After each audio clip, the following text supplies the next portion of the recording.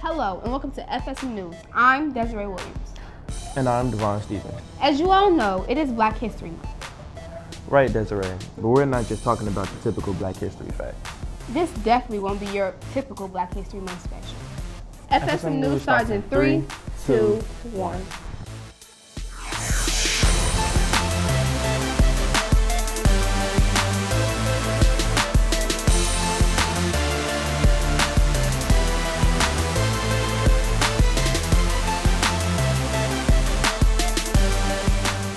Hey Desiree, look.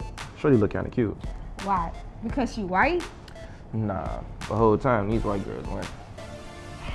And what you trying to say? Black girls not? Nah, I'm not saying all that, but they not that cute. Watch this special corner about My Black is Beautiful. To FSM Special Black History Corner. I'm Amani Ashford, here with me Ashley Shelton. Today we'll be discussing Black beauty and what it actually means. A study was taken where children were shown 4 dolls that were each the exact same except for their skin color. The test subjects were children of the ages of 3 to 7, and when sat in front of the doll, the majority of the children chose the white dolls as the most beautiful, whereas they spoke bad things about the black doll, with their basically being that it is black. Like what? The doll isn't nice or pretty because it's black? It makes me wonder, why are these white dolls seen as more superior than the black dolls? Why are the white dolls ideal for how dolls should look? The main reasons to why Caucasians are seen as beautiful whereas black isn't is due to persuaded media images. Simple as that. Depending on what we research, we get certain results which are completely biased concerning our skin color. Well, I think I figured it out. Using a washing machine scenario, when something is considered dirty, it normally has some kind of dark stain. Once cleansed, it comes out white as snow, and if any other color, just clean. This is what may be modifying the idea to the children that white is more beautiful and just overall better than black.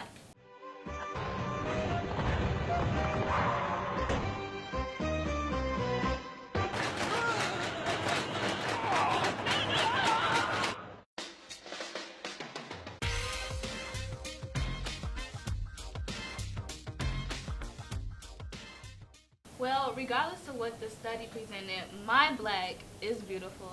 Just as India Ari describes it in her song, I am not my hair, my skin is my skin, and I had no say upon it. The actual definition of beauty is pleasing the senses or mind. Who do these people think they are by trying to take over my senses of how I should view beauty? I don't know, but one thing I do know is that I'm tired of this situation, and I believe that in Ebony Davis expresses herself best in her Black Girl Magic speech. I didn't realize it then, but I was gripped by insecurity at the tender age of 4, and it stayed with me into adulthood. To be born black in America is to be born into a world that makes you feel inferior before you can even take your first step. It is to be under constant mental and spiritual attack. Well, that's all for today's corner. Tune in next time for our take on music, sports, fashion, and pop culture. So, what do you think now? I really didn't realize there were so many beautiful black women. Anyways, did you hear about the 3 women who got nominated for the Oscar for Best Supporting Actress? Yeah, I heard about that. I can't believe this is the first time in history that 3 black women were nominated in the same category. I want to know more about it. Let's watch this Did You Know? Did you know that 3 black women, Octavia Spencer, Viola Davis, and Naomi Harris, got nominated for an Academy Best Supporting Actress Award? This is important because black women haven't been nominated for this award since back in 2007. Also, it's the first time 3 black women have been nominated in the same category. But by the looks of things, black people tend to get recognized for diminishing roles like a slave, such as Lupita Nyong'o, who got an Oscar for her role in 12 Years a Slave. 500 pounds of cotton, day in, day out. More than any man here. Drug addicts such as Naomi Harris in her role in Moonlight. Why you didn't come home like you're supposed to? Huh? And who is you? Crooked cops such as Denzel Washington's role in Training Day. Oh, you okay. All right. I'm putting cases on all you. Huh? or even a maid such as Haiti McDaniel, who was the first black woman to receive an award. In fact, Naomi Harris actually wanted to turn down the role of Paula in Moonlight. She stated that, "I feel that there are enough negative portrayals of women in general and black women in particular." She grew up with a strong mother and stated that she rarely saw strong independent women being represented, so she initially said no to the role. But one woman in particular is getting nominated for a prominent role, not only as a woman, but as an African American as well. Octavia Spencer is getting nominated for her role in Hidden Figures. She played the role of Dorothy Vaughan, who was a part of a team of African American women as mathematicians who served a vital role in NASA during the early years of the U.S. space program. This pulls attention to her role because of the fact that she was not only a woman, but she's black as well, beating the statistics that was stacked against her, not just as a woman, but as an African American. That's crazy how blacks are really nominated. I agree. I feel like black people rarely get recognition and white people always have an upper hand. White Americans are even seen as superior over other races in America. Yeah, but it's not just racist. Religious groups like Muslims have also been seen as inferior. Check it out.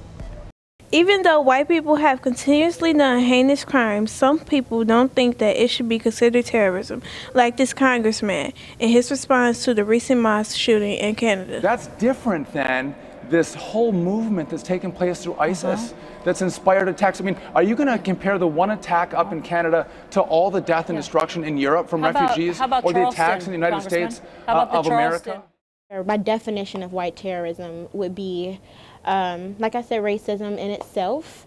I would honestly look at it as prime examples of, you could see, you can go as wide as gun shootings, school shootings, inside of the school, or you can go into as in black and white contact where you look at police brutality. And regular terrorism is literally put in mass media and exploited largely. The people are horribly punished by the terrorist attacks that they commit, and pretty much when you see a form of white terrorism, they are more of smacked on the wrist and let go, or it's not even publicized at all.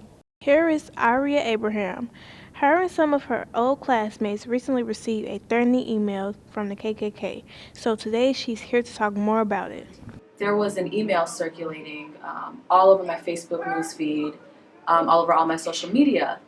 And the email said something about long live the KKK, we're going to kill you. It was a direct threat. We're going to kill you.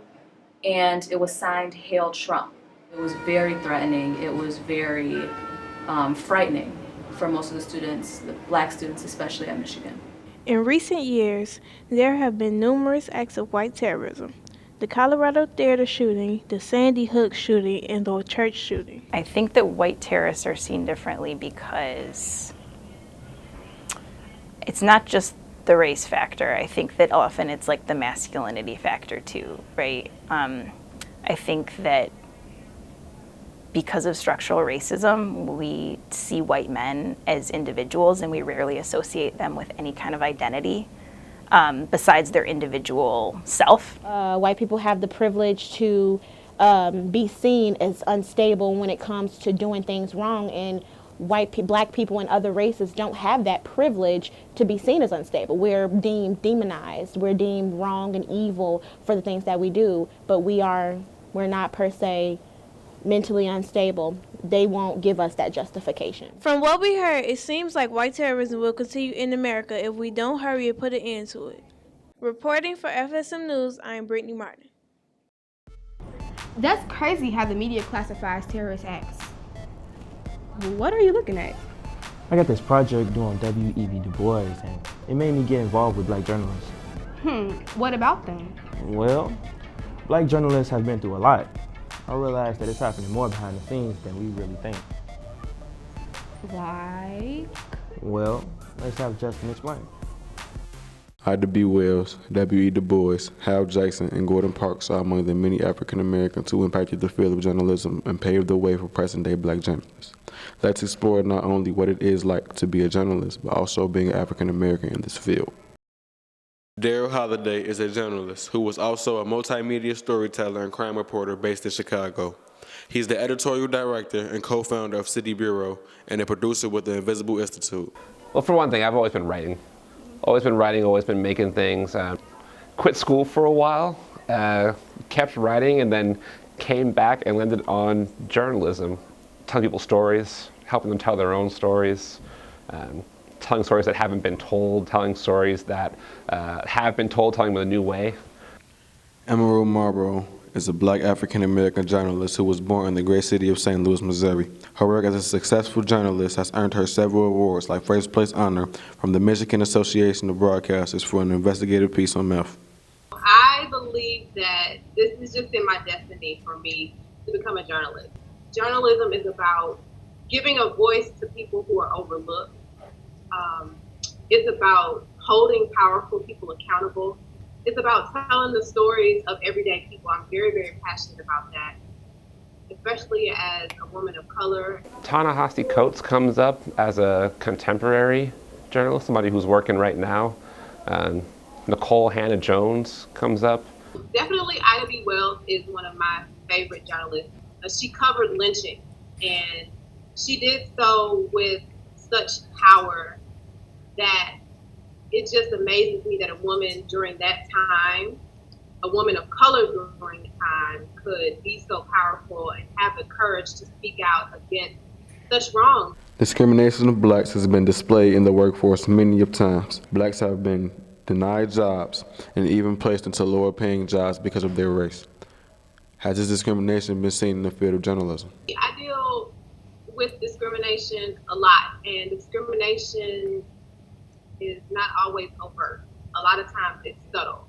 It's more of how the industry itself works, you know, like being the only black journalist in the newsroom, or like being the person who goes out to cover crime because you're the black journalist, like being forced to cover things that are like the black issues because you're a black journalist, as opposed to, you know, maybe a white journalist doesn't come in with that kind of perception about them. You know, they're able to just cover whatever because you're just a journalist. You're not a black journalist, you're a journalist. Journalism is a field in which workers get the chance to have their voice be heard. Has your voice as a journalist been put on mute? I believe strongly in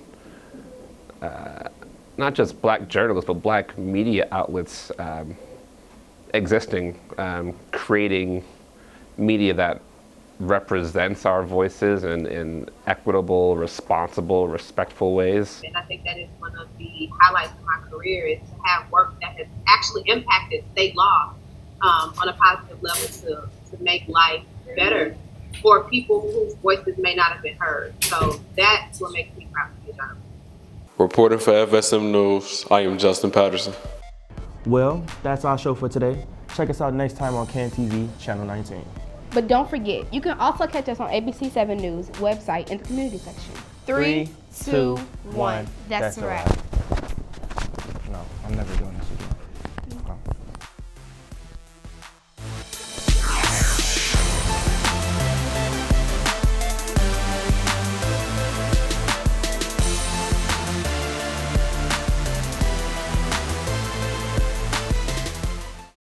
Free Spirit Media cultivates diverse youth voices to transform media and society.